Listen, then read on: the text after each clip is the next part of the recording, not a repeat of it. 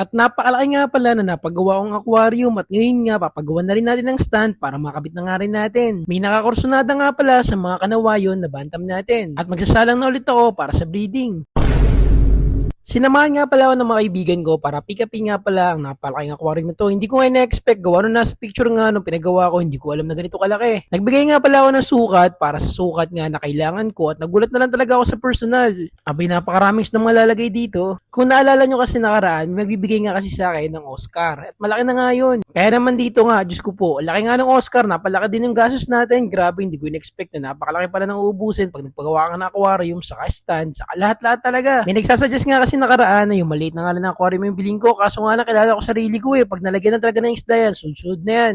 Monster fish tank nga pala ang bala kong gawin ditong setup. At pagkatapos nga lang din matikweld, ito na nga at pipinturahan na nga. Buti na nga lang kamo, may natira ako ditong mga pintura. Primer, saka color black na paint, saktong-sakto lang din talaga. Nakakatuwa nga lang din kasi sabi ko nga sa mga tropa ko nakaraan, nakikita ko lang to dati sa mga tita kong mayayaman, yung mga ganito kalalaking aquarium. Tapos ngayon nakakatuwa lang, di ba? Meron ako ngayon pero boy, hindi ako mayaman. Sadyang naisisingit lang talaga yung mga ganitong bagay. Dito nga rin, nagtipid na nga lang ako na nga lang nagpintura para iwas labor na lang din. At yun, ito na nga kinalabasan pagkatapos ko i-primer at pagkatuyo, pininturahan ko na nga ng black na pintura. At dahil nga sinipag rin ako, dito nga yung gate ko, pininturahan ko na nga ulit. Para nga mawala na yung mga alikabok at magmukhang bago ulit. At ngayon, okay na okay nga. At mukhang bago na nga ulit. Yung aquarium ko nga pala, dun lang din sa side na yun ilalagay. Bali dyan ilalagay yung stand, bali double layer nga pala yun. Aquarium sa taas, iguana sa baba. At dito nga, nagulat na nga lang ako. Pagpunta ko dito, nakatakas nga pala yung hamster na to. Mukhang gusto nga niyang parisan si Hamtaro. Kaso hindi nga siya papasa sa standards ni Hamtaro. Gawa ng si Hamtaro ay isang rare na hamster at long tailed nga pala to. At saka kasi classic lang. Kumbaga normal lang. Kaya naman binalik ko na nga lang tong normal na hamster na to dito sa kanyang pinaglalagyan. At yung dalawa nga na nawala, di pa na namin nakikita. At yung tropa ko nga pala, may kasama mga kaklase niya, mga taga-Basi, Bulacan Agricultural State College, sa San Ildefonso, Bulacan. Nakursunodahan nga kasi nila yung mga anak ng aking kanawain na bantam. Sa pagkakalam ko nga, nasa 2 weeks old pa lang yun mahigit at kumuha nga sila ng tigisang pares. Kaya natira nga pala sa atin, 3 piraso ngayon. Kaya naman naisipan ko nga, itong tatlo na to, ilipat ko na nga lang doon sa aking mga sirama. Dito nga, may 5 inaka yung aking sirama at sinama ko na nga lang yung 3 kanawayon. Bala ko nga rin kasi, pag breeding na ulit, yung aking sirama, saka yung kanawayon, para mas mabilis tayo makapagparami. Ito nga yung bantam natin na kanawayon, nilagyan ko na nga na itlugan doon at kukunin ko na nga yung dati niyang kapares para nga muli makapagsimula na ulit sila ng kanilang breeding. At yung katabi nga dito, yung aking sirama naman na gold, mukhang naiinggit nga, kaya naman naisipan ko na nga lang din na bakit hindi na lang sila pagsabayin, kaya kinuha ko na nga lang din yung inahin dito para nga makapagsimula na rin ng breeding yung aking sirama. Total, yung mga inakay naman nila, malalaki na nga. Tingnan nyo naman kasi, kompleto na halos yung mga balayibo at sa gabi naman, di na nga lalamigin yan, gawa na kaya naman nila magdikit-dikit na. At ito nga pala yung first batch ng aking sirama sa kanong kanawayon. Kumbaga ito na lang natira, yung iba kasi may mga nakakursunado na rin nakaraan. Pero ito nga, bala ko for keep na lahat at ihalo ko na nga lang din yung isang anak ng aking kanawayon sa first batch para nga mas mapabilis makapag-breed tong mga to. Baka kasi sakali makapag-breed na nga din sila. Total, namumorma na nga rin kao itong mga barako at saka sumasampan na nga rin kasi yung mga yan. At makapagsingit nga pala tayo ngayon ng ating mga shoutout kay Dada Abanyo at sa kanyang Duke Backyard, kay Arjun Henson from Valenzuela, kay Norman Briones Tantan from Plaridel, Bulacan, at saka kay James Paclibar from North Cotabato, Alden Espinosa from Masbate City, John Mark De La Rosa from Maclan, Godfrey Castaloni from Balintawak QC. At sa lahat sa inyo na nanonood ngayon, napakaraming salamat sa suporta na binibigay nyo sa amin. Dito nga nakakatuwa na lang si Yuan, yung alaga kong American Bully. Kada pupunta kasi ako dito, lagi lang din niya nakamatsyag. Na para bang sinisilip nga niya kung ano lagi ginagawa ko dito.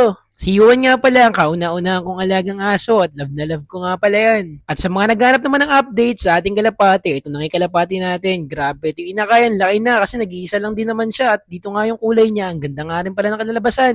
Nagkaroon nga ng puti sa kanyang pakpak, mukhang throwback nga ito. At ang dami ko nga rin pala na harvest na itlog, nakakainin namin ngayon. O siya muli, kung umabot ka sa dulo ng video natin na to, simpleng follow, like at share, napakaing tulog na. Farm life, peace out.